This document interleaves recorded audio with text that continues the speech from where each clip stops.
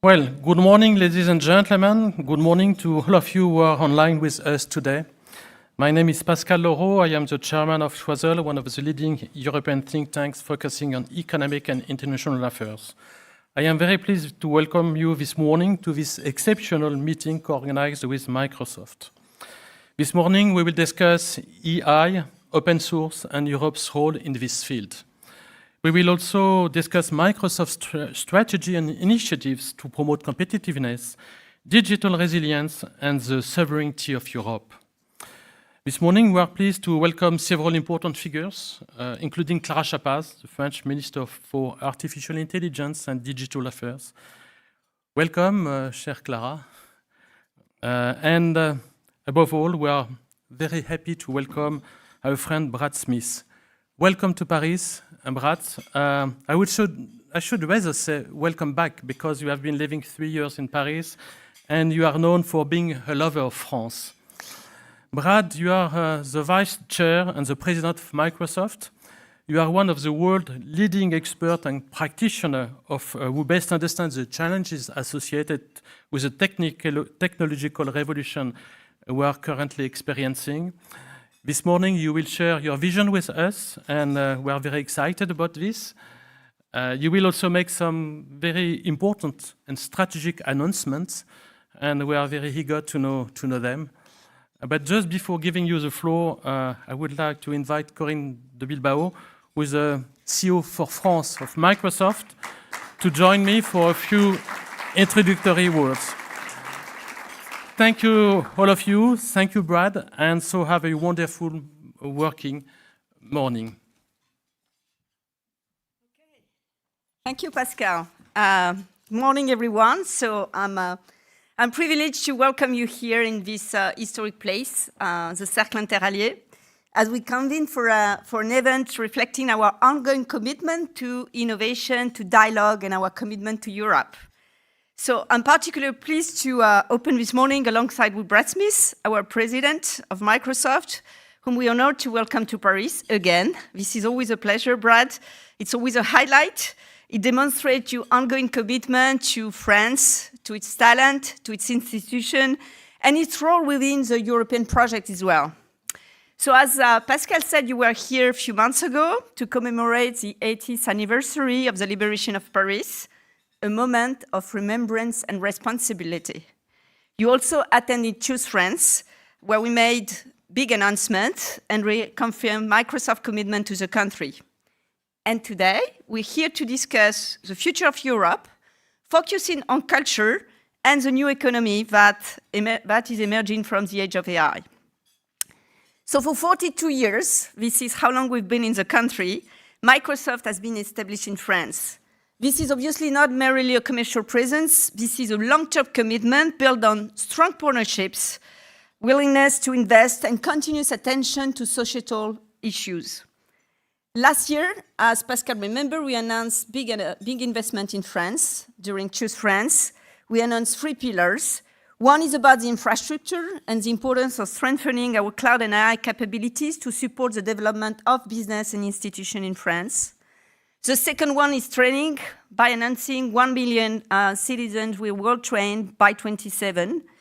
And the third one is about innovation and supporting our startups, our programs, ecosystems, and help tomorrow for some companies to emerge as part of the ecosystem right here in France.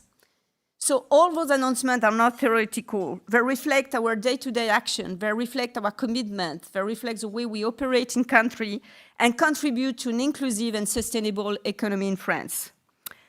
So today, as we're living a profound societal transformation with AI, our mission at Microsoft is unchanged.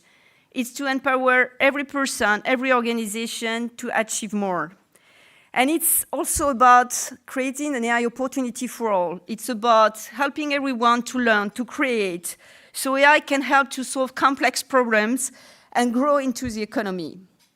But obviously, this revolution cannot take place without responsibility, and it must be embedded in an ethical, transparent framework that respects European values. And this is why we work hand in hand with institutions, with researchers, with businesses, with our clients and our partners as well, to build trust for free AI. So in a few moments, Brad will introduce several concrete initiatives designed for Europe and for France. They aim to foster the growth of AI in our regions and in our all businesses. This is part of our ongoing commitment to European digital sovereignty based on transparency, security, and respect for fundamental rights. So I would like to thank everyone who made that morning possible, and thank you for coming and listening. We all believe technology is a lever for progress. So before that, it's my pleasure to welcome on stage our Minister for AI and Digital Affairs, Clara Chappaz. Warm welcome to Clara.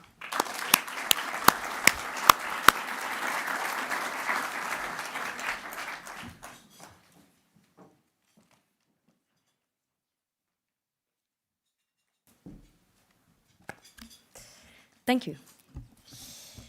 Dear Pascal, dear Brad, dear Corinne, ladies and gentlemen, thank you so much for having me this morning.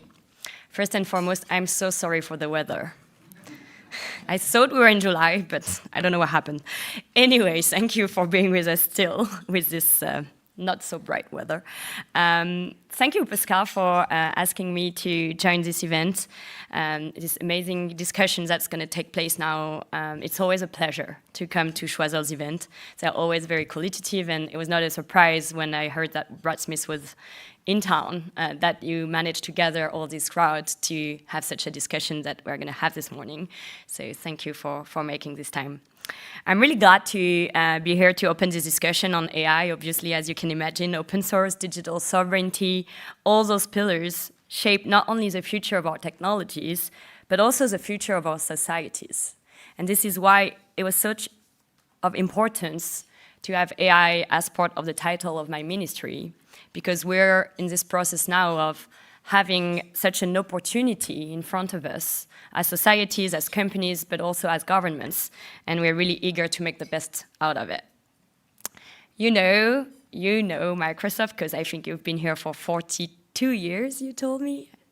I said 30, I was like, oh gosh, so 42, not 30, 42 years. So I know that you know how much France has been a land for innovation and technological ambition. This has been part of our DNA for years, and this is obviously part of President Emmanuel Macron's focus, and has been since 2017.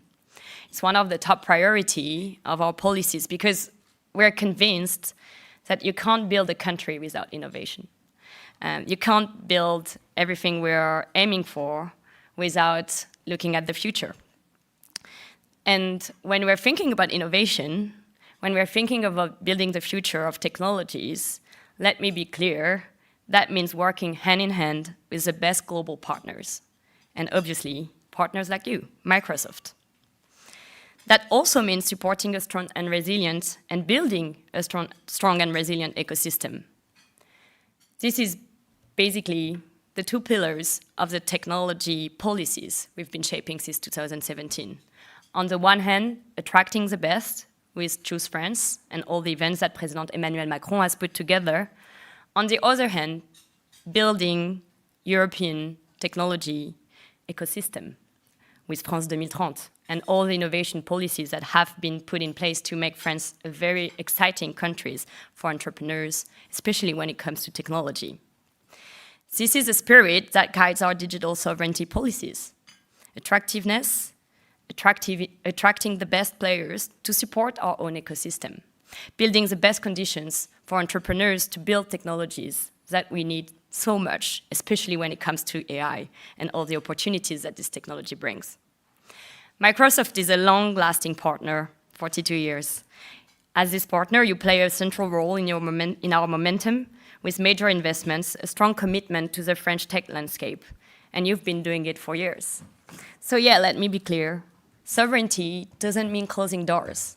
Sovereignty means having a very clear project of how we want to build our infrastructure and getting our long-lasting partners to come together behind this project, to work together hand in hand to build these tech products that we so much need in our countries. As many of you know, Europe remains heavily dependent on non-European digital solutions. This is the world we're facing.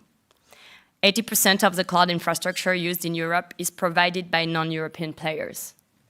We know that. And obviously, we want to act on that. As Mario Draghi rightly pointed out, this dependence is not just a technological or economical issue, it's also a strategic risk, as any big companies would understand. It strengthens our abilities to ensure the stability of our laws, the security of our data, and ultimately the autonomy of our decisions. This is why we've taken this very strong partenarial approach with our long-lasting partners, like Microsoft, to develop alternatives. Because sovereignty is about building alternatives, alternatives that fit with our policies and with the way we want to build technologies. Initiatives like Bleu, that we discussed this morning, a trusted cloud solution developed by Microsoft with Orange and with Capgemini, is a step into the right direction. It's bringing reconciliation between global capabilities and European requirements. But digital sovereignty, goes way beyond infrastructure. It's also about asserting our own identity, our language, our values, our democratic principles. Obviously, when it comes to AI, this is at the heart of this technology. AI models must reflect this diversity, serve all sectors, including culture, education, public services. Sovereignty is about freedom. Freedom means having options. Open technologies, open science, that I think we'll discuss in a minute, open source, we strongly believe, play a crucial role when it comes to building alternative.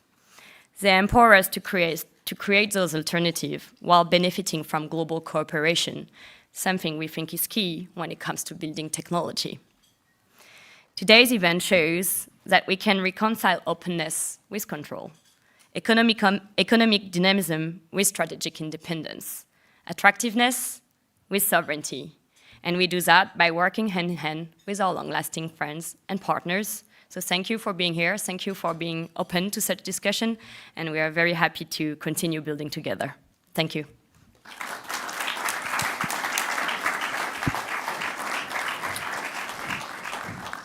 Thank you very much, Clara. Now it is my pleasure to invite Brad Smith to take the floor. Thank you, Brad.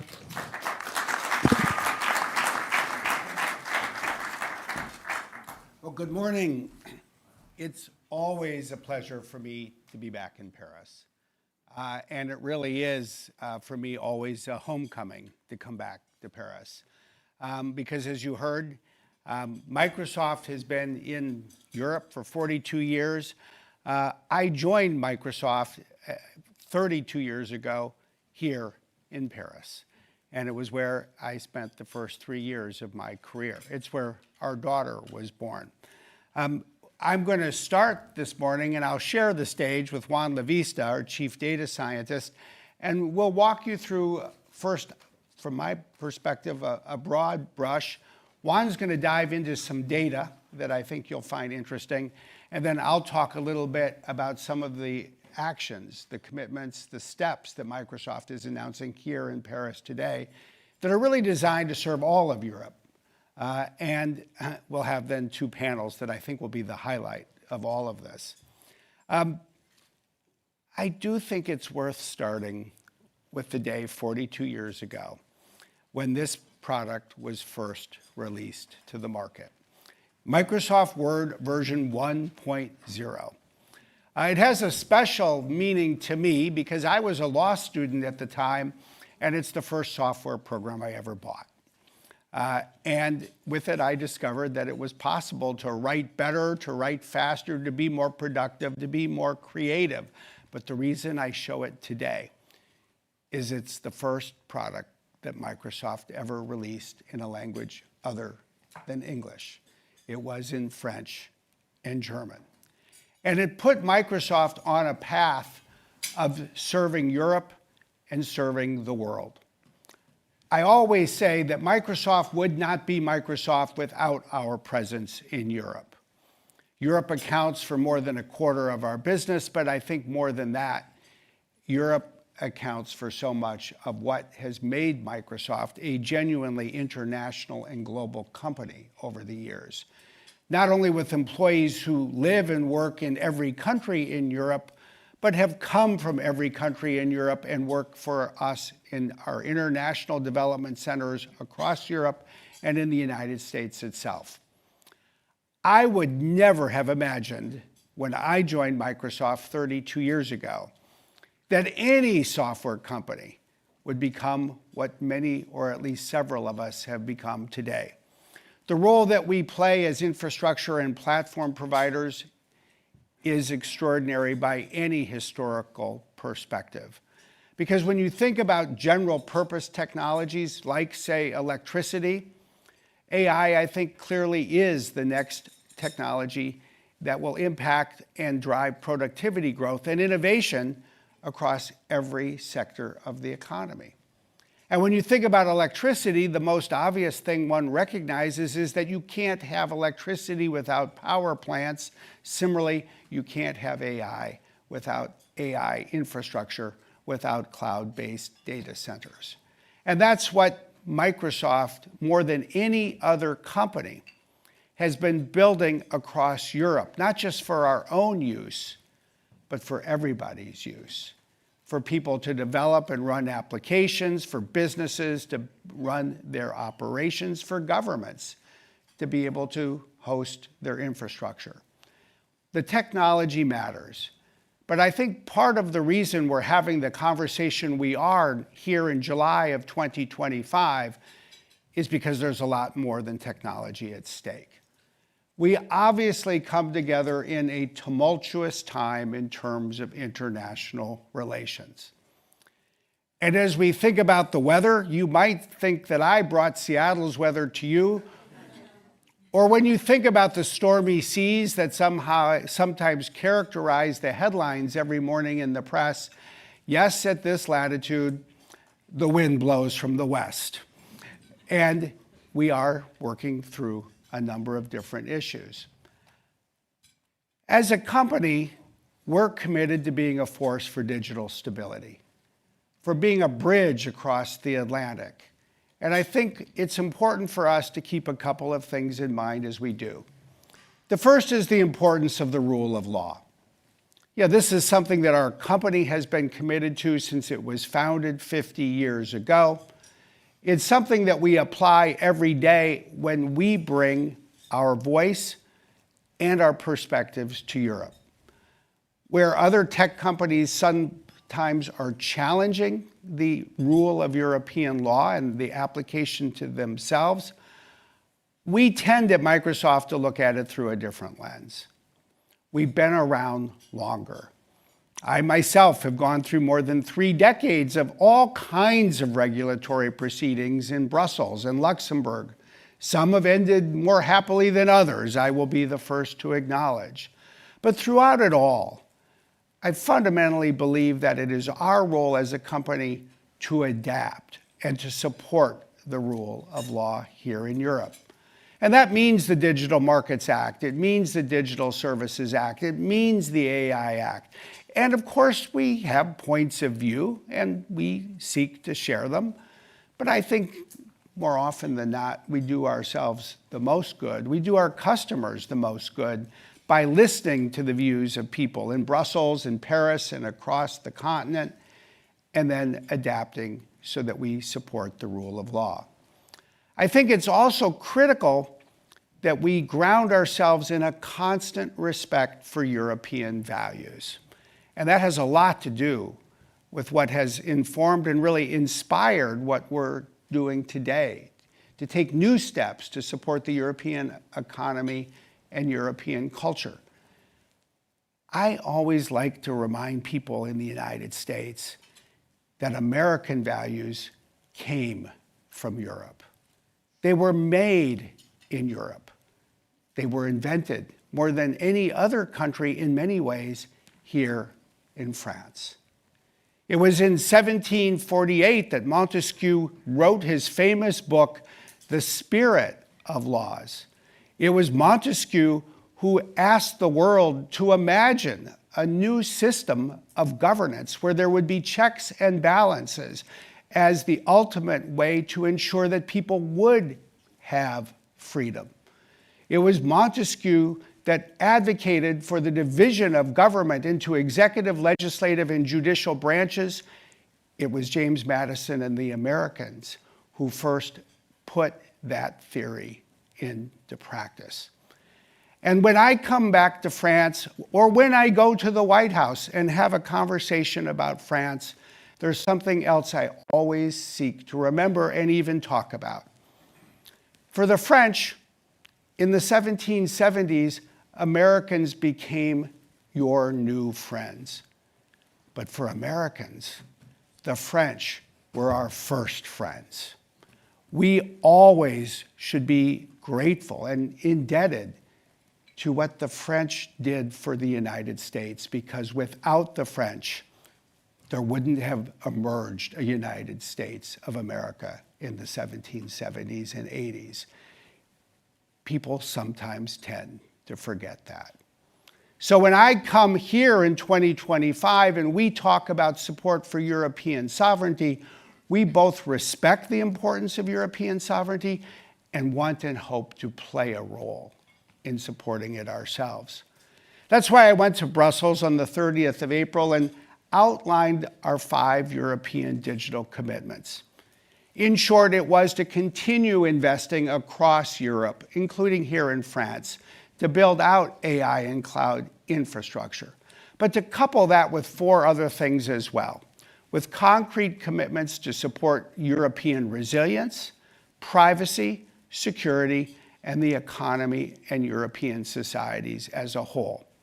And I think in many ways, frankly, the political climate of the year has inspired us to do things that would have been good to do even if it had been a different political time.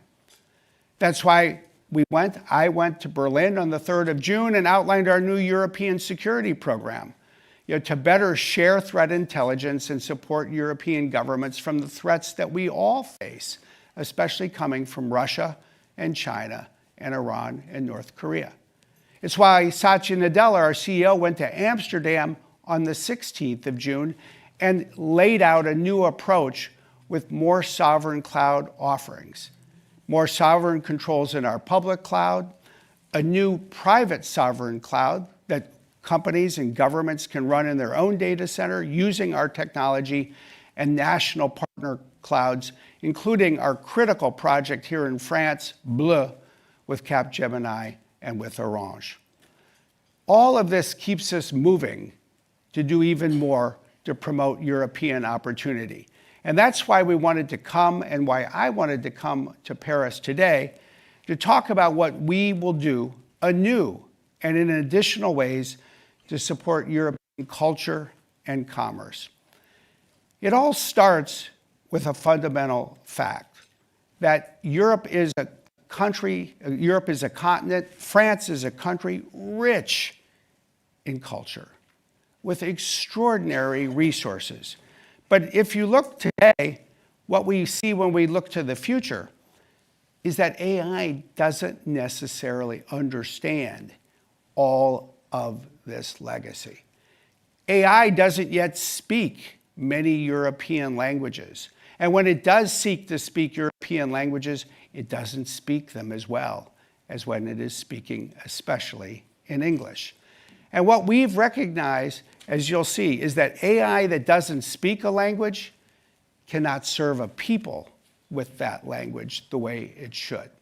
And this is, naturally, when you think about it, a bigger problem as one encounters languages that are spoken by fewer people, because there's simply less content available right now on which to train these models.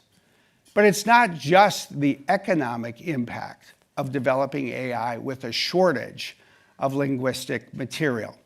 It is, as European leaders, the European Commission and other European institutions have recognized, that it also puts at risk the public's ability, both locally and globally, to appreciate the richness of European culture. As the European Commission has noted, Europe's cultural treasures are vast. They have great resources. They embody European diversity and values. There is a lot to cherish, share, and safeguard. But despite efforts to make progress, there's a lot more that needs to be done. Because right now, the state of progress across Europe is uneven. It's fragmented. And while the European Commission has encouraged member states to do more, to put more public funding into this effort, some governments have stepped forward, some governments have not. Some governments have been able to afford this priority, others have not. We hope to play a role. We hope to play a role to help build an understanding from our data of the nature of the problem, and we hope to play a role supporting European institutions in solving it. Let me turn it over to Juan to walk you through the data and what it shows about the problem. Juan? Thank you, Brad.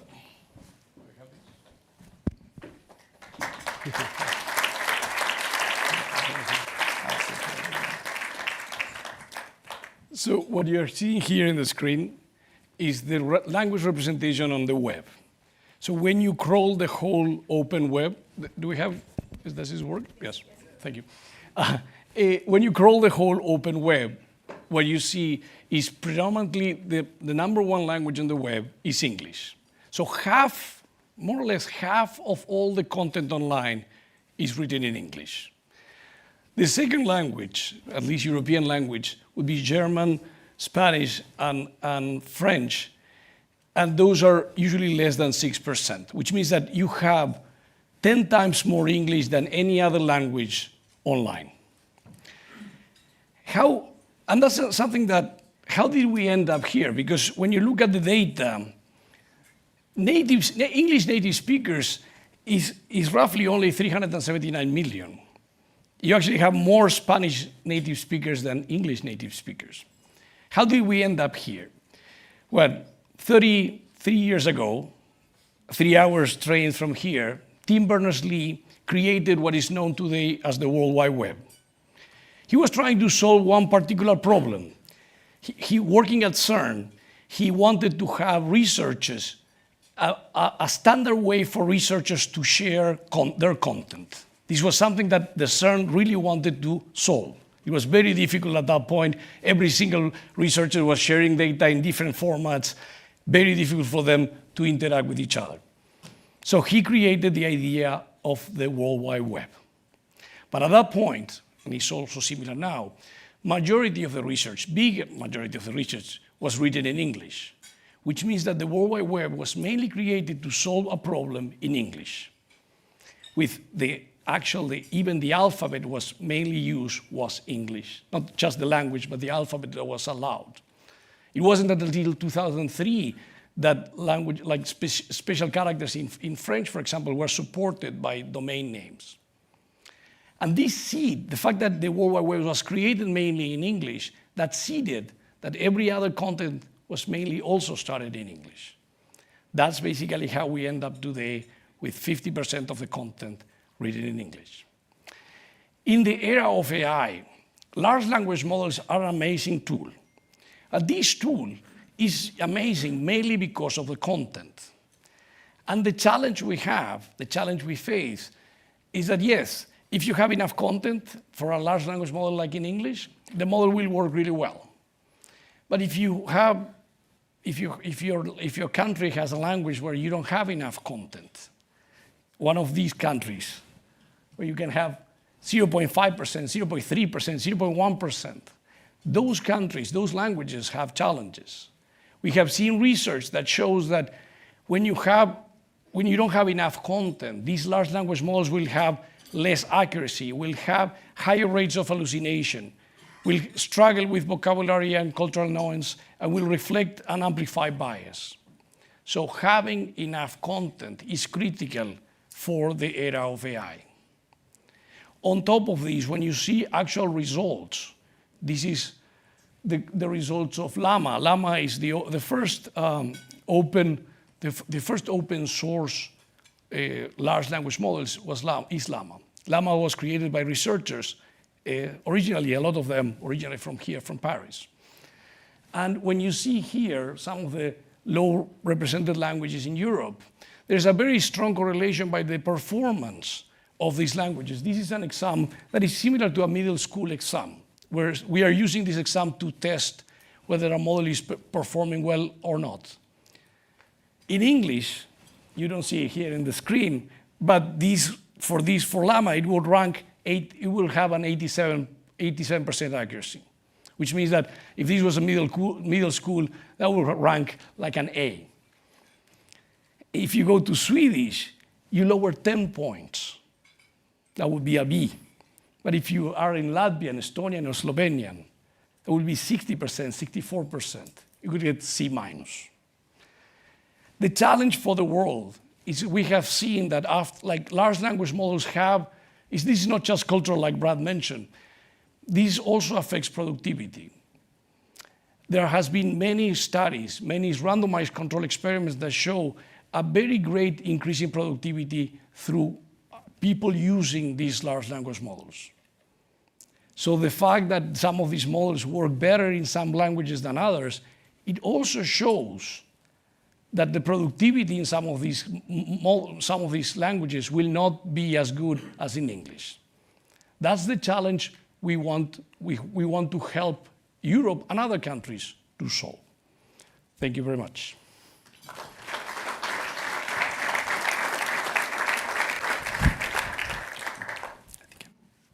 So let me talk a little bit about what we are going to do, the steps that Microsoft is going to take to partner with institutions here in France and across Europe to address these issues.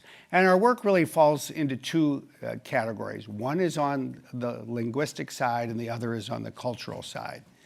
The first thing that we're going to focus on is really to address the problem that Juan just described, to expand the development of multilingual LLMs here in Europe. This builds on work that we have done in other parts of the world because the issues that you heard about are not unique to European languages. We have a decade's worth of work, not just addressing it here, but with indigenous peoples from the north of Canada to the southern part of South America, in the Asia-Pacific region as well, particularly with the Maori population in New Zealand. And so we've had the opportunity to learn a lot about what one can do in this space. Here in Europe, we're going to start by working with partners. And what we're going to do in part is put Microsoft employees from two of our groups in Strasbourg. I'll talk a little bit about why Strasbourg in a moment, but that will be people who work for the AI for Good Lab, the group that Juan leads, as well as what we call the Microsoft Open Innovation Center, which works oftentimes with major universities and libraries to make more online content available for AI training. But we're also going to partner with the University of Strasbourg itself, the iCube group, as well as working with Microsoft's own GitHub, which has a number of employees across Europe, Hugging Face, which of course has a large presence here, and Common Crawl. Common Crawl works, as the name implies, to crawl and make more content available for the purpose of AI use. What we're going to do is launch on the 1st of September a call for applications, because we think the best way to get to work is to solicit applications from institutions across Europe who want to work on making more content available in 10 what we would call underrepresented European languages. Think of languages like Estonian or Latvian or Romanian or even Polish, where despite the large population, content is very underrepresented. Maltese or Basque or others. In each of these, what we are doing is soliciting applications by organizations that want to help make more content available. And there's basically two ways to do that. One is to take textual content that is not yet available in digital form so that we can partner and help them digitize that content and then make it available online.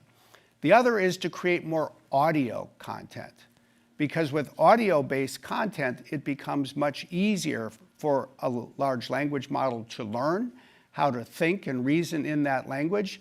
And as you can imagine, it's also indispensable when it comes to either turning text to speech or turning speech to text.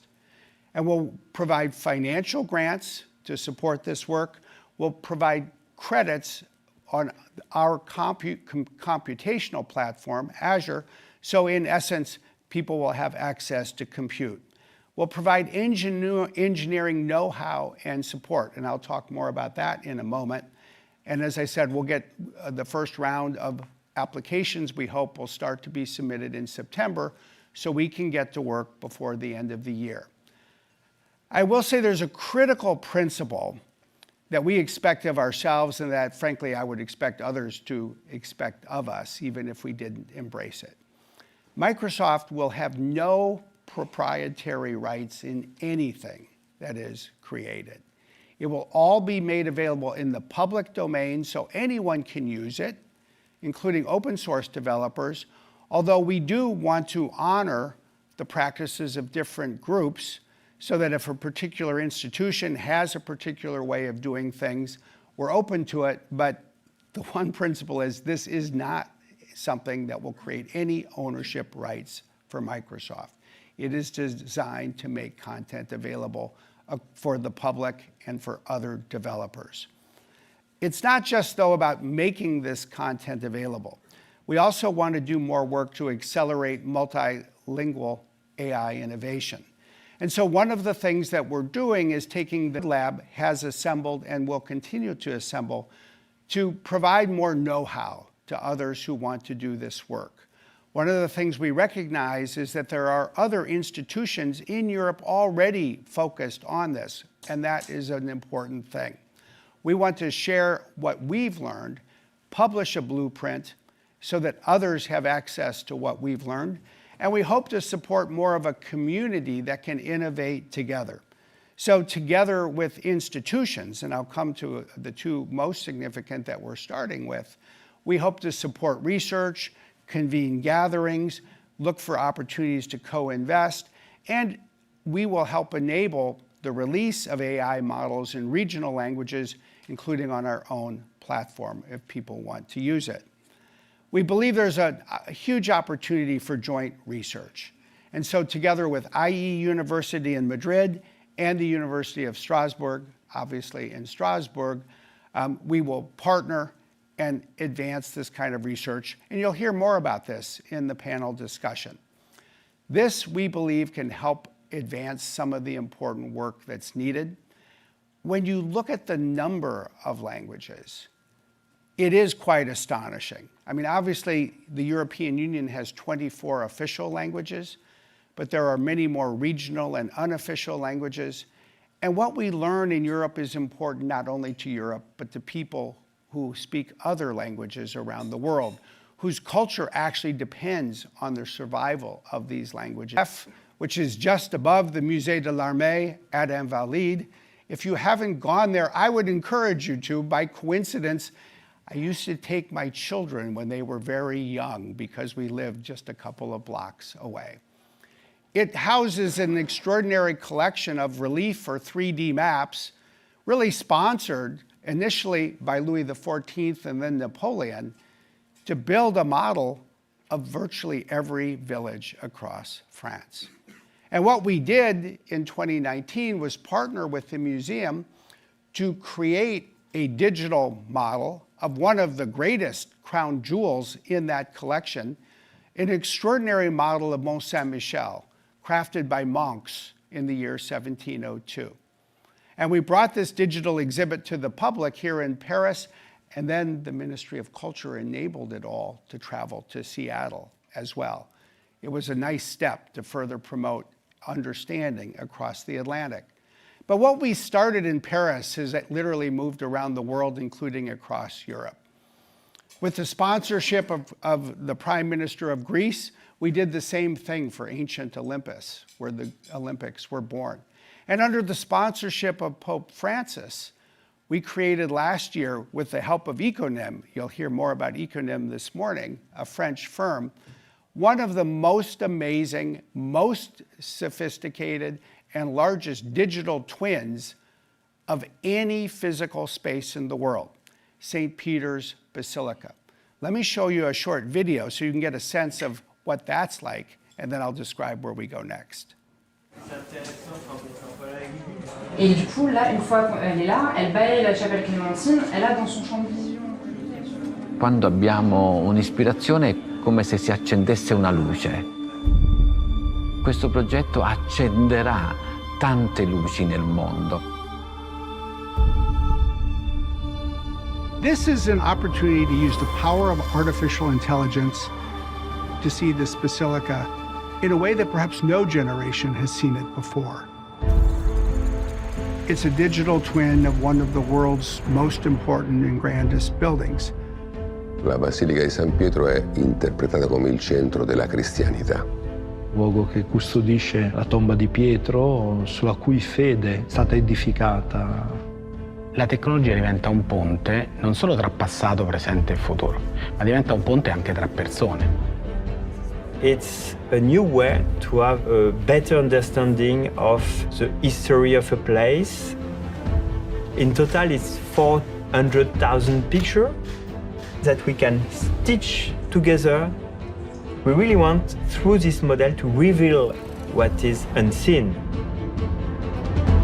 It just starts to uncover the layers, not only the architecture and the history, but its mysteries. Bramante, Michelangelo, Bernini, forse da lassù adesso ci guardano e un po' si divertono. Noi riusciamo a portare questo patrimonio attraverso il tempo e verso il futuro, che diventa un tesoro per tutti. Anzitutto nei due spazi immersivi che la gente potrà venire in Basilica e vedere. Poi ci sarà un sito in cui attraverso il 3D la gente potrà vedere gli angoli della Basilica. With AI for good, there is a lot you can extract, from these images. We have built these AI preservation tools that can look across the digital twin and find structural problems, missing tiles. This model will last forever.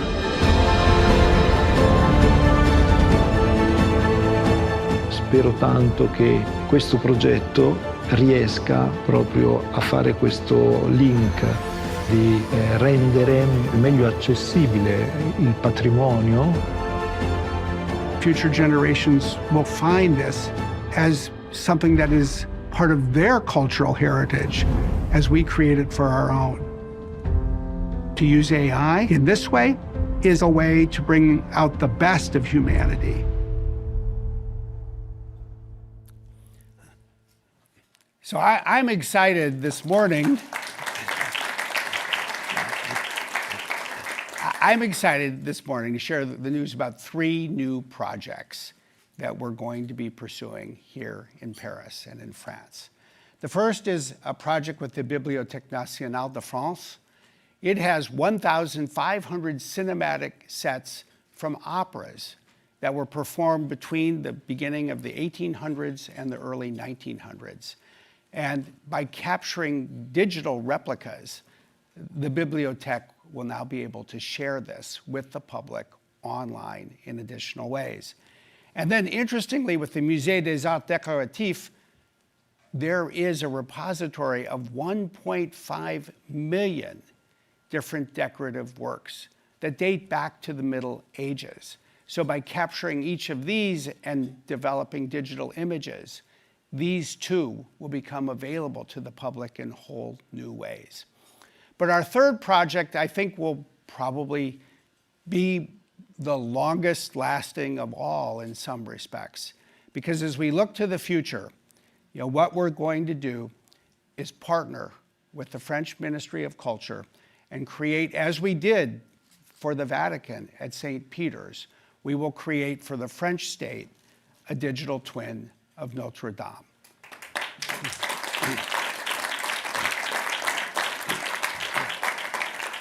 We will create and donate to the French state this digital twin, whereas St. Peter's required more than 400,000 photographs. We'll find out how many photographs we need of Notre Dame. We will use AI to knit it together. And just as the digital twin of St. Peter's supports preservation work today, so too will this digital twin support preservation work in the future? Because as you saw Juan explain in the video, with AI algorithms, it's possible to identify where maintenance is needed.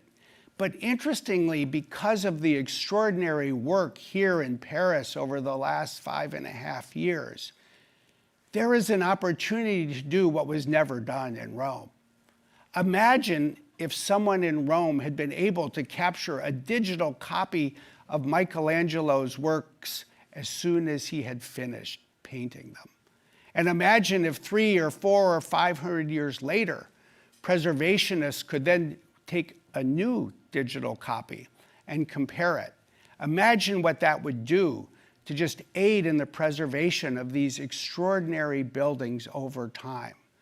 That is possible today in Paris because of the extraordinary work on renovation. So this is, I believe, the right time to pursue a project like this and create another cultural treasure that will be useful here, but also make this extraordinary building in its newfound glory available to people around the world. So I'm very excited about it. So we have some work to do. We're going to get started as soon as we finish this morning. But before we do that, let me turn it over to Juan, who will be the moderator for our first panel. Thank you.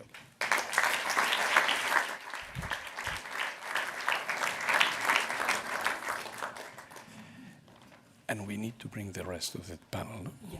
Okay.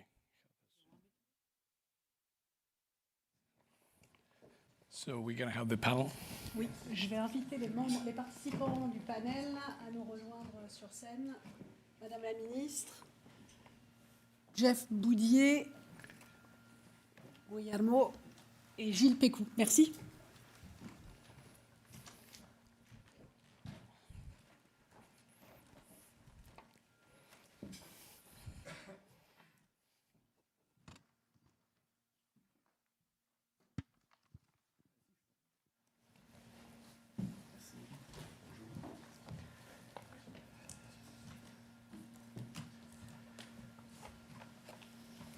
So thanks everybody for joining us today. The objective of the panel is to discuss how we unlock the data to advance the European commerce and culture. And I want to start with you, Clara. So how does France plan to support AI innovation while ensuring fair language representation in these malls that we talked today? Thank you. Glad to be able to have this discussion here on stage today, because obviously, as Brad rightly said, this is especially important when it comes to AI. I think I was taking a picture of the bubbles because I've discussed this topic so many times, but the representation, having it on screen just now, really clearly shows how much of the cultural heritage we've all built as countries, civilization, is dependent on the fact that we can represent our values, culture through language because of this technology and the way it's built. And so, yeah, I thought that was a very, very good way to frame the challenge we're facing, because, and the second slide was even more important, I think, because you could see the gap between the representativity of languages all around the world and where those models actually train nowadays. And this is obviously something we want to address, and we're addressing as we speak with the Ministry of Culture, because this basically is our ability to shape AI, which will go hand in hand with our ways of seeing the world, because of the fact that simply the way our language would be represented into the training of those models will help us to have a very different view of the output of those models that if they only train on English language.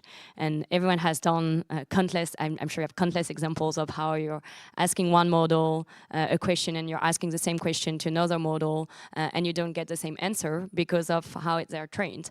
And obviously if you're adding language to that, you're getting one step ahead into the problem. So back in, I think it was in March, we announced announced with Rachida Dati, the Minister of Culture, the creation of an alt edic to really put support, financial support, but also project support into bringing the resources we need to have European models trained on European languages, and to build the foundation to bring all those resources, actually local language data together so that our models can train on them.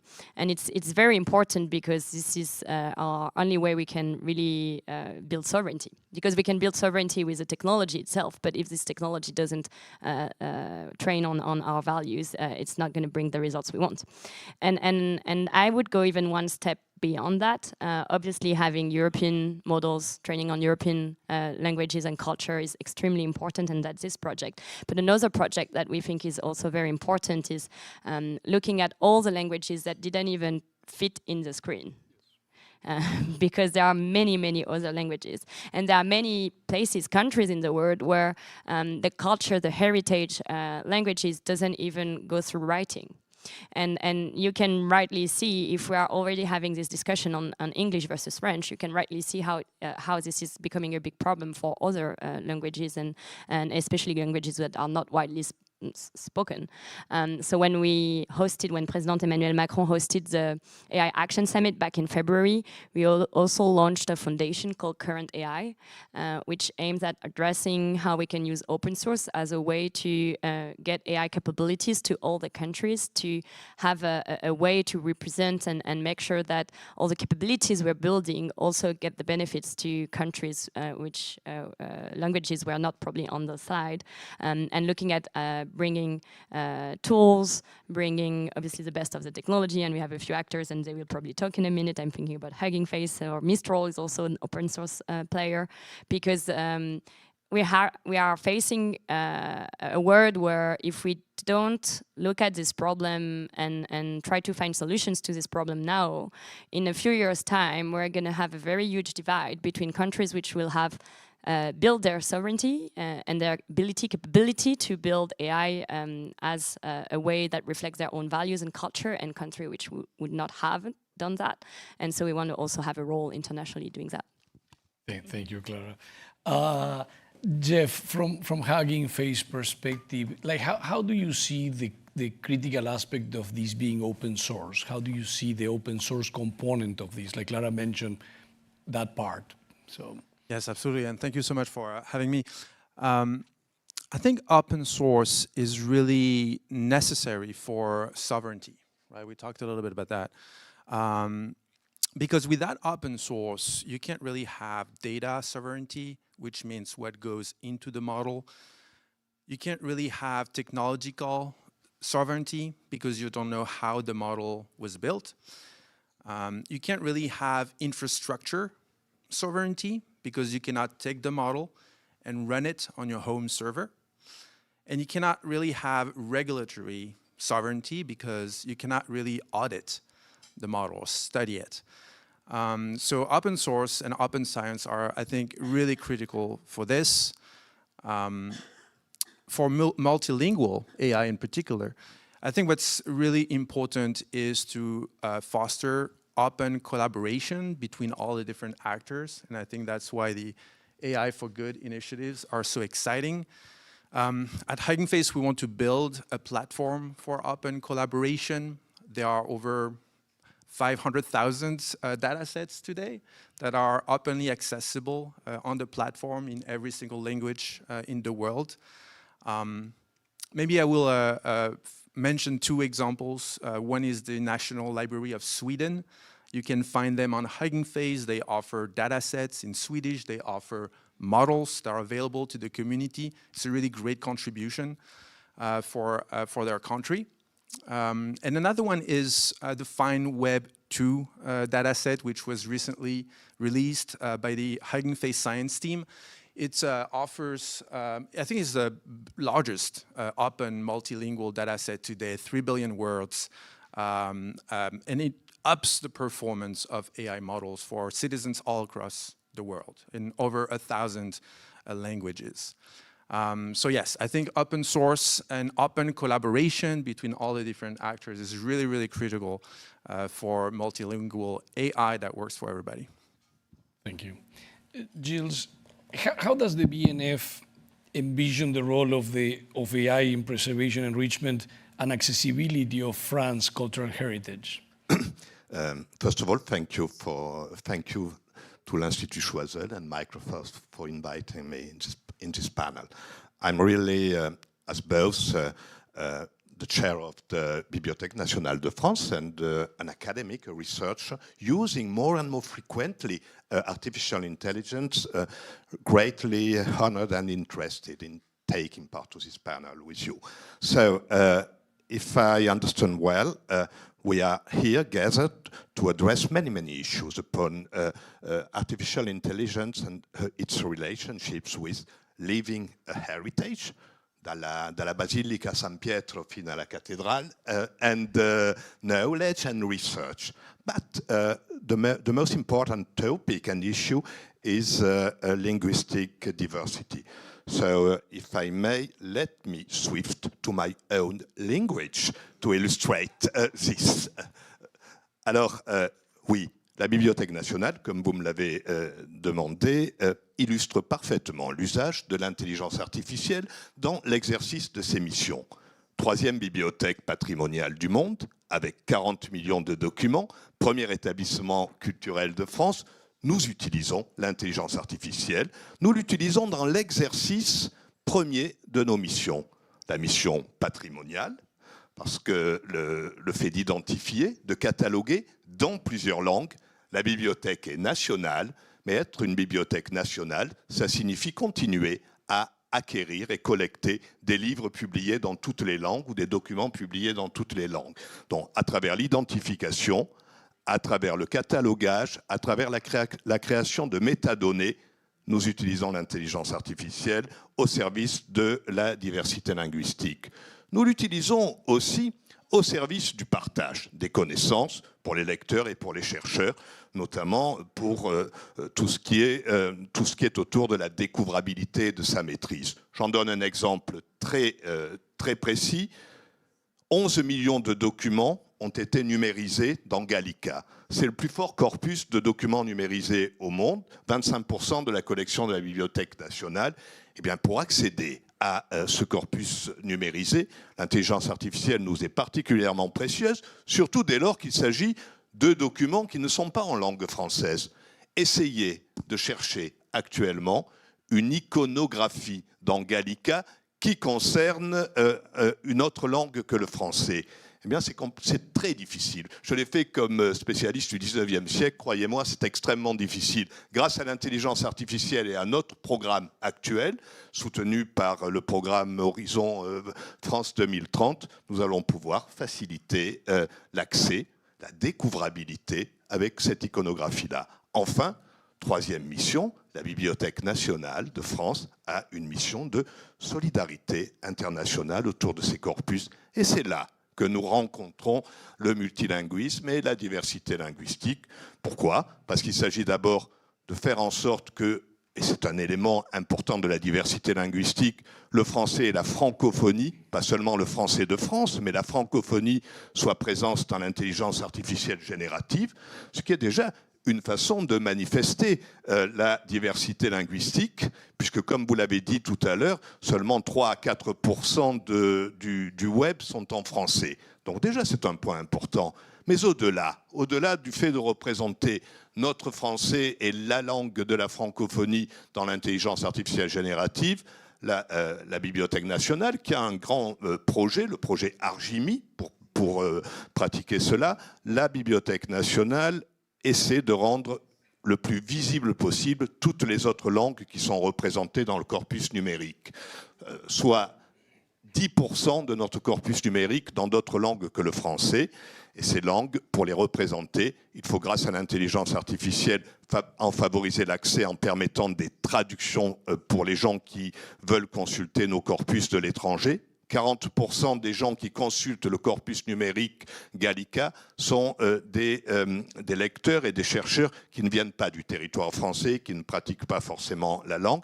Et enfin, il faut être soucieux de représenter des langues considérées comme minoritaires. Vous les avez évoquées tout à l'heure, ou en tout cas des langues considérées à juste ou à mauvais titre comme des langues rares. Et pour cela, l'intelligence artificielle nous est extrêmement utile pour traduire en OCR ou en HTR des orthographes ou des calligraphies autres que notre calligraphie latine.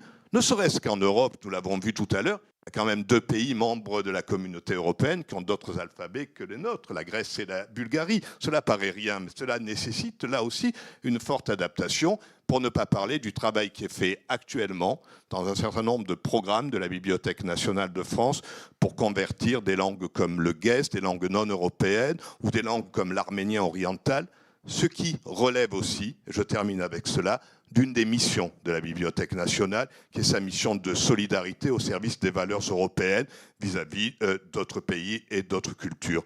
L'intelligence artificielle, pour la Bibliothèque nationale de France, comme pour beaucoup d'autres institutions culturelles françaises, c'est une partie importante de notre géopolitique patrimoniale de la solidarité.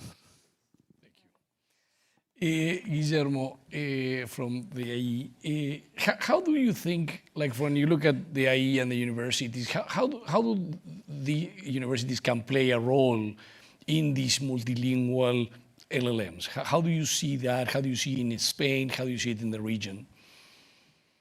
Well, in general, we at universities, we must preserve the universal knowledge. That's one of the main ideas. When I discuss a lot with people about how technology or social changes may affect universities into the future and how the new ways of learning may have an impact, the first thing that comes to my mind is this idea of providing the people with framework and with the place where they can learn and they can preserve that knowledge. And sometimes knowledge that you think is not going to be valuable end up in some situations being what saves the day. This has happened several times, and lately during the pandemic with an area of research that apparently was abandoned and was not to be so much developed. Well, some people were devoted to keep on working on that. Particularly in our case, and like many of our competitors from Europe, we have 184 nationalities in the campus. We have around 30 nationalities in every course. So we have every year a global village meeting where we have students from all over the world. And they come with the culture. We have a foundation where a lot of students from many different nationalities are coming. And regardless we have English as lingua franca, we also want to preserve and we encourage them to share the culture, because that's what helps us make better decisions, make better managers, make better life, being better entrepreneurs. In our pillars is diversity and humanities. And more particularly, to land it a little bit, we have a professor that is called Reyo that has dyslexia. And when she was 10 years old, she thought that she was stupid, she was not valid. She even thought about stopping going to a school. But then at 11 years old, she was diagnosed. And after that, she decided that she was going to study. She finished her studies as a linguistic. She made a doctorate in AI. She developed a patent, won several awards, Young European Award, MIT Under 35, Princess of Girona, and developed a tool with 2 patents that can detect if a child from 8 to 12 years old has dyslexia with more than 99% accuracy. And he gave it for free. The point is that this tool works incredibly well with big languages. But I come from the Basque Country, and I know there is people that are speaking Basque that they don't have this access to this technology. My mother was from Galicia, which is another region in Spain. My father was from Valencia, where they also speak another local area language. And my daughter is German, more particularly Bayerisch. And when I heard about this project and began talking to you, I told her, my daughter is turning 18 this year also. We have a lot of conversations lately. And I talked to her, I mean, if I want to learn Bayerisch, what can I do? I mean, where I can have written documents or a grammar or whatever. And she said, I don't know that. We just speak it. We do it at home. So I began thinking about how to implement that from a language perspective, voice to text perspective, and all that. And then talking to the people at the university, everybody wanted to be involved. I mean, people from the humanities, people from the business school. For all of them, this was a project that helps preserve heritage and enrich everybody. And I'm sure, like other colleagues here from other institutions, they were happy to have this opportunity to work in something like that. Our dean for the School of Political Economics and Global Affairs, Enrico Letta, said lately that for Europe to become Europe, we must stop being 27 different institutions and begin thinking like one. But we must do that, keeping also the essence of each of us. And how do you do that local strategy? Well, normally the main problem is the cost, but when you have this technology, that's not the problem anymore. Yeah, on my father's side, we come from Basque too, but on the French side, and a lot of the letters that were shared, nobody could read them because, like, until the internet came and we could actually translate them from Euskera, like there was a lot of cultural heritage that was completely lost in the family. So, Clara, how is France promoting the development of a multilingual European AI? Yeah, as I mentioned before, I think this is one of the top priority for Europe, and we've been pushing it at national level, like really pushing open source projects because we are 100% aligned with what has been said by Hugging Face here, that with open source we can really solve one big aspect of this problem because we're bringing the tools into the hands of people who can then use AI to reflect their own culture and values, and so we are very proud of the work that Hugging Face is doing in this front.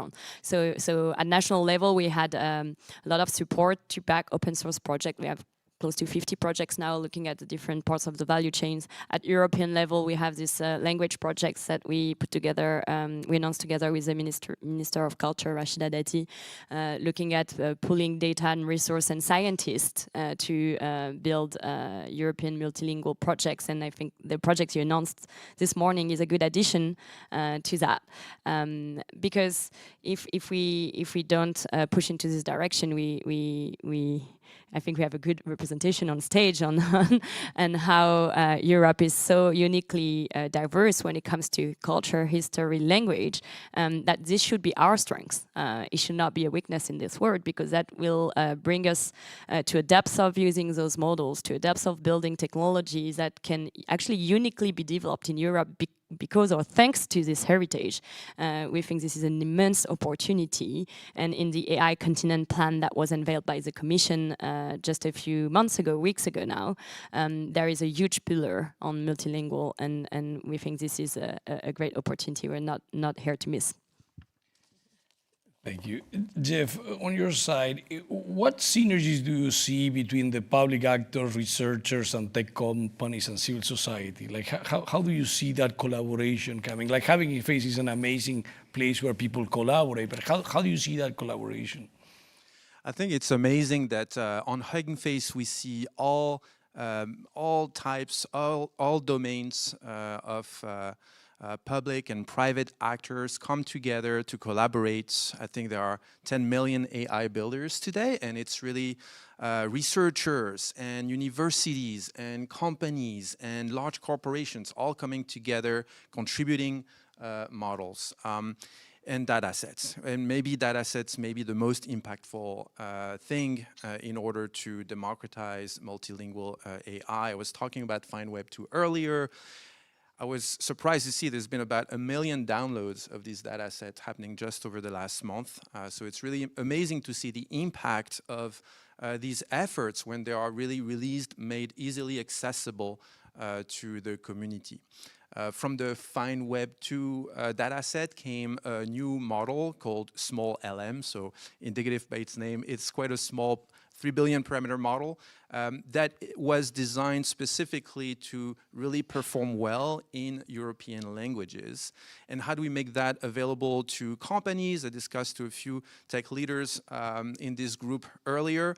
Well, that's where our partnership with Microsoft has all its impact, right? So the small LM3 model, which was just released in open source by the Hugging Face science team, is now available to Azure customers. You can deploy it in one click. And what that does is that if you need to build your own AI and in a way that is compliant with your local regulations, you can do that because you can take the model, you can adapt it, you can do all of this within your home server, your home Azure sort of cloud. So it's really, really exciting. Gilles, could you share some of the initiatives? And you mentioned a few today, but specifically like the Gallica platform, and we offers free and open access to several millions digitized documents. How does that play a role? I just mentioned one of the projects which was Argimi, for instance, so the building of a common platform in French for generative artificial intelligence, with starting by the fact that we are just using the corpus which is out of right. And one of our challenge for an institution which has really to be sure that we could certificate all the corpora and that we have to preserve them. One of our challenge is to be sure that even for the corpus which is out of right, harvesting doesn't mean looting. And it's really something very, very important. It's not only the question of open access, because we are talking about open access, but open access doesn't mean that we could use everything to do anything. So when we are speaking about this platform, this project, we are really thinking about how to confirm, to certificate, and to avoid some misuses of this corpora. Then one of another concrete project has been mentioned with all our proposal to make easier the discoverability of iconography. I just mentioned it. And really, it could be a revolution for research, because, and not only for research, for partnership with private and public industrial actors with a certain number of guarantees. But it means that we could use more easily, and with another form of prospect, this iconography. It's very clear. We have just, for this project, which is called Gallica Image, which will be efficient next year. And it has been an answer to an appel public, an appel à projet. It will be possible to access to any form for 10 or 11 millions of documents, of elements, to any form of iconography. Then there is another great project which I didn't mention previously, and which is really in a relationship with our European values and our European framework. Is the project Alt-Edic, which has been launched by the Ministère de la Culture, le ministère de l'Intelligence artificielle, la Cité des langues of Villers-Cotterêts. That means that we will have all the opportunities and the guarantees to raise more visible the languages. It doesn't mean the diversity of languages. It means that even the disproportion of language, because in a country when we have many languages, we have always a strong one, a stronger one, and a weaker one. We know this, and with Alt-Edic, it's a way of showing that any language, even if we know the differences, has to be more accessible. Yes. But thank you very much to the whole panel. We ran out of time, so thank you very much for the time, and thank you very much for great answers. So thank you. Thank you. Thank you.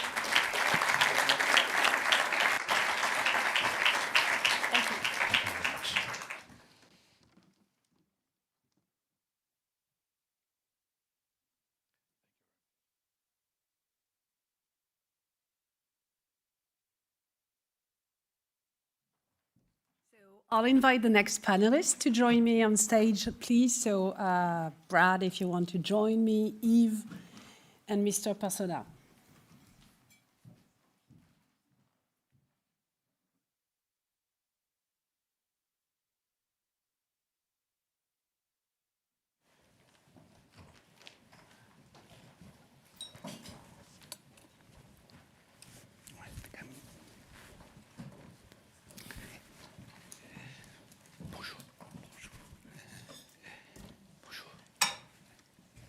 So welcome. Good morning, everyone. So we've talked a lot about languages diversity this morning, so I will therefore moderate this panel in both French and English. We'll go into more depth about AI and culture, and specifically about AI, memory, and cultural heritage. And I have three fantastic guests with me this morning. Brad, Charles Personnat, directeur de l'Institut National du Patrimoine, and Yves Hubelmann, president and founder of ICONM. So Brad, if you agree, I would like to ask you the first question to launch this panel. So Microsoft has played a long-standing role in leveraging technologies to support cultural heritage across the world. And we've heard about some, former and new, earlier today. In your views, is AI playing a disruptive role, and to what extent, and how is it shifting our understanding and relationship to memory and culture? I'm sure AI will be disruptive in some respects, but I think, as you heard on the last panel, especially some of the projects at the Bibliothèque, really illustrate to me the way that AI is actually adding to the work of researchers and just the insights that one can derive about cultural heritage. Just a few examples. If you look at the D-Day exhibit that we sponsored a year ago, it was possible to take photographs that I bet we've all seen of the battles of that day, and by identifying their locations, stitch them together. So in effect, you could see what was happening next to the people in the photograph, and you just experienced that day in a different way. I'm incredibly struck by some of what we've learned from St. Peter's, where it turns out that the artists and artisans embedded little Easter eggs, so to speak, little drawings, but they were so high up in the building that literally it had been centuries since anyone saw them or even knew that they were there. But it was Yves' work, by using these drones that were AI driven, that all of a sudden they were captured and people saw them and learned something new. Or for me, this extraordinary moment when you go to the exhibit at St. Peter's, when you walk through the cathedral, you look up at the dome. The dome is so high that you cannot actually see the painting that's there with the naked eye. And yet in this exhibit, it takes you from the floor and you go up, and suddenly you are realizing that you're looking at a painting that is designed to be the face of God. But what is really extraordinary is you get up and you sort of look God in the eye, and then you turn and it looks back down at the cathedral from the perspective that God sees it. I mean, all of these things change human understanding. Or to just give you another example, and I think this is very similar to, I suspect, some of the work here at the Bibliothèque. We're working now on a project next year for America 250, the 250th birthday of the United States. A piece of it focuses on the writings of Teddy Roosevelt, the President of the United States in the early 1900s. He just was a writer all the time. And so there's this extraordinary collection of thousands and thousands and thousands of letters that he wrote. His handwriting was terrible. And so if you're a historian, it takes a long time to decipher what he wrote. Well, it turns out that AI is better than the human brain in understanding his handwriting. So it's not just digitizing the work, it is memorializing it and then making it accessible to any historian or to the general public, and making it all much more accessible through a large language model specifically for that. So I just think that the new frontiers of research in so many areas will benefit from AI. Will that be disruptive? Perhaps. It may open up fields to more people. It will definitely make what they learn more accessible to more people. I think that's all in the spirit that we should advance. Thank you, Brad. Monsieur le directeur de l'Institut national du patrimoine, vous avez dans vos missions également la préfiguration du futur musée de Notre-Dame de Paris. L'une des missions de l'Institut national du patrimoine est bien le recrutement et la formation des conservateurs et des restaurateurs du patrimoine de l'État. Comment appréhendez-vous l'intelligence artificielle aujourd'hui? Quelles opportunités identifiez-vous au service de vos missions? Merci de cette question et merci de cette invitation ce matin. Nous avons 4 missions à l'Institut national du patrimoine. La formation initiale et continue des professionnels du patrimoine, les conservateurs qui vont être à la tête des institutions patrimoniales françaises, les restaurateurs qui travaillent sur la matière même des œuvres d'art. Nous avons une mission de coopération internationale, de solidarité, comme le disait Gilles Pécou à l'instant, et une mission de recherche. Et les 4 champs, évidemment, sont touchés par cette question de l'intelligence artificielle. Alors, dans nos formations, nous essayons petit à petit d'intégrer cette dimension-là, et à travers, à mon avis, deux grands sujets. L'intelligence artificielle permet de mieux connaître le patrimoine. On l'a dit à travers différents exemples, ça a été dit pour la Bibliothèque nationale de France, ça a été dit pour Notre-Dame de Paris ou pour Saint-Pierre de Rome à l'instant, mais on pourrait penser, ça a été mentionné tout à l'heure, aux archives. Comme la Bibliothèque nationale, ce sont des fonds gigantesques qu'aujourd'hui l'intelligence humaine ne parvient pas à embrasser complètement. Et donc, grâce à l'intelligence artificielle, nous allons pouvoir faire des projets de recherche de plus en plus intéressants et performants. Et ça, nous avons à le transmettre à nos jeunes conservateurs du patrimoine. Mais c'est aussi mieux connaître l'état du patrimoine. Évidemment, patrimoine de l'Europe, ça a été dit aussi, et vous l'aviez dit dans votre introduction, est immense. Et pour mieux connaître son état, pour mieux le préserver, nous avons besoin de savoir exactement dans quelle situation il se trouve. Là aussi où il faut avoir des priorités pour le restaurer. Quand vous êtes face à des monuments innombrables, quand vous êtes face à des vestiges archéologiques en grande série ou des archives à nouveau, eh bien, il faut savoir exactement où aller restaurer en priorité. Et là, l'intelligence artificielle peut nous servir. Alors, nous travaillons aussi sur une base qui a été déjà bien identifiée et qui est un travail de longue haleine, c'est le rassemblement de toutes les données qui concernent le patrimoine. Pour prendre un exemple, celui que vous avez pris tout à l'heure, celui de Notre-Dame. Notre-Dame, c'est évidemment un monument de pierre. Et pendant le chantier de Notre-Dame, de nombreux laboratoires du Centre national de la recherche scientifique, accompagnés d'ailleurs d'entreprises privées, ont travaillé au chantier numérique de la cathédrale qui a accompagné le chantier de restauration de la cathédrale. Et le travail reste considérable à mener. Mais Notre-Dame, ce sont aussi les livres, dont beaucoup sont à la Bibliothèque nationale de France, qui étaient dans la bibliothèque de la cathédrale. Ce sont les archives qui racontent l'histoire de la cathédrale. Ce sont aussi les écrits des grands écrivains qui ont travaillé sur la cathédrale, des grands peintres qui ont représenté et des grands photographes qui ont représenté la cathédrale. Et ce sont des corpus immenses. Et donc, c'est cette cathédrale de données qu'il faut interroger grâce à l'intelligence artificielle, et c'est cela que nous essayons de transmettre à nos élèves. Merci. Yves, Microsoft and ICONM, this is a long mutual history, as Brad has said and explained in his keynote. Mutual history in the digitization of endangered cultural sites from Pompeii to the antique city of La Palmyra in Syria.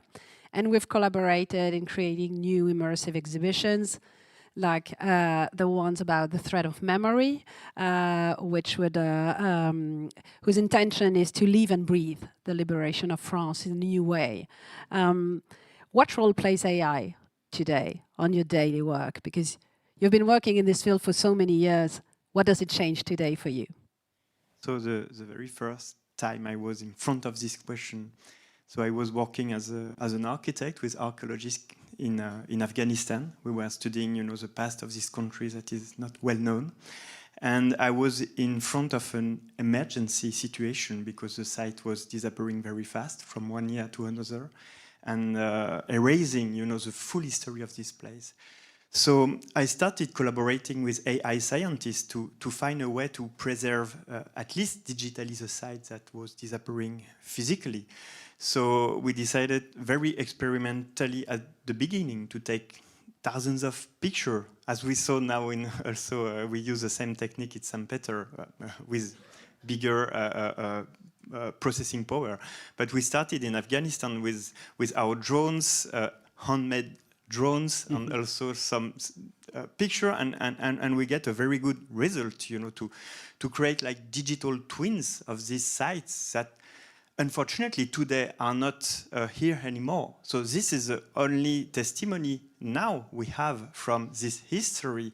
It was like 15 years ago, so you can imagine it's really short, you know, the time of disappearance today of these sites.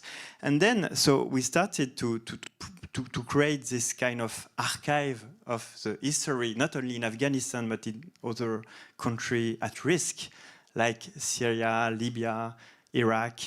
And what we found out was that AI not only give us the opportunity to create an archive, but also create a new tool to investigate these places in a new way. As Brad said, we can discover new things that are not easy to see, you know, in reality when you are walking around these sites. And for the archaeologists, it's becoming like a huge tool, a very interesting tool to build database, to process this data, and to have a better understanding of this past. So now we are collaborating a lot with academic world to create new strategy of investigation of the story and enhance, you know, the work of the role of archaeologist and historian. And this archive is not only like monument, as you said, is also like a cathedral of documentation, of books, and so the same tool can help us to investigate also this kind of archive, as we did with this project, a thread of memories about D-Day landings. And so we envision a revolution in the field of history, and not only in the field of sharing this data, but also in investigating this data for scientists. And then more recently with generative AI, we saw that all these archives that are not really easy to understand for the people and could be turned into a storytelling, just to hit visitors, to hit also non-specialists, and to bring emotion, you know, into the visit. And it's exactly what we wanted to do with the Vatican project and with also the Thread of Memory exhibition.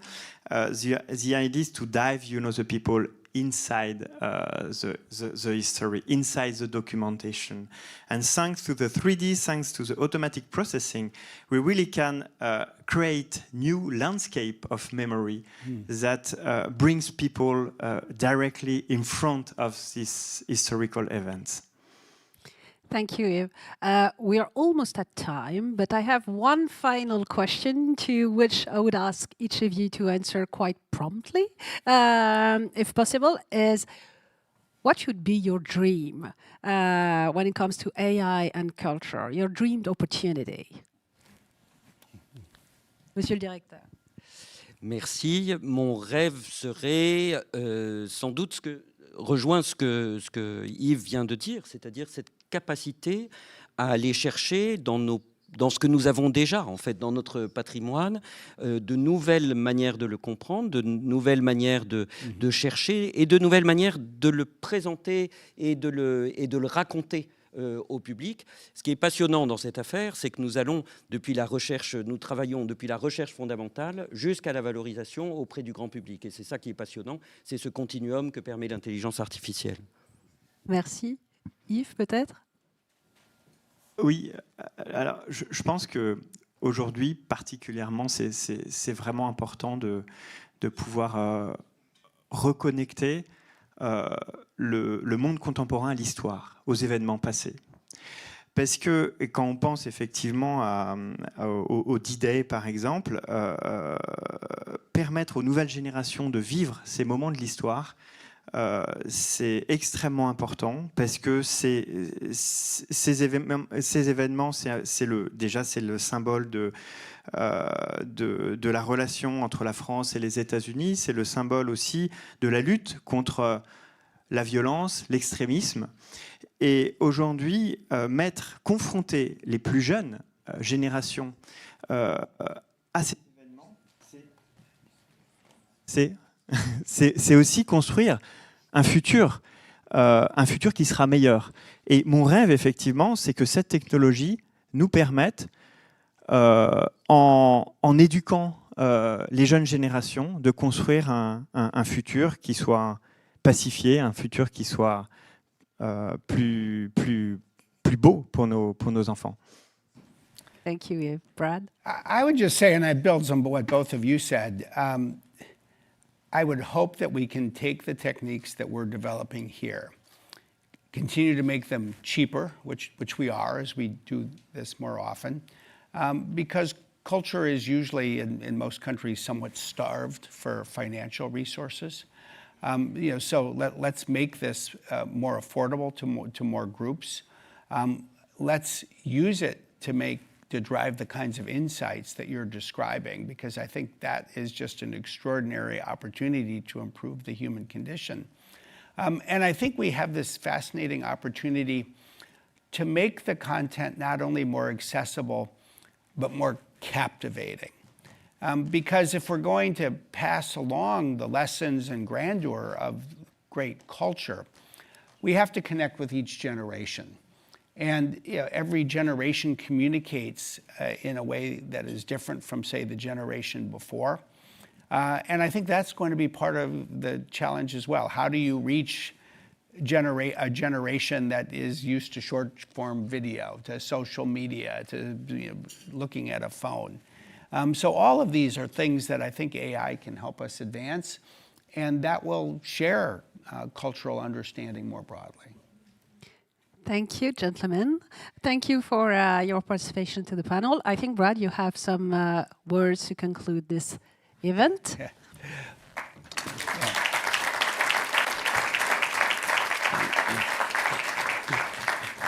Well, let me just conclude by saying thank you for coming. I will say it is not lost on me that there's a little bit of irony in talking about how to overcome the dominance of the English language by inviting people in France to come to a morning to listen mostly in English. I will say, though, it was a great opportunity for me to practice my French comprehension, not using it every day the way I once did. Thank you. But I think we have the opportunity, most importantly, to do something special. Something special that will serve people here in Paris and France, but something special that will serve people across Europe and around the world. We are grateful to have the opportunity to be part of it. People often ask me, why do you do these types of things? Well, it's good for our business to invest in countries around the world, but it's great for a business to do something that's bigger than itself. And I think this is a great example of something that is far bigger than any one company or even any one country or culture. It serves the good of the world. So thank you very much for being part of it this morning.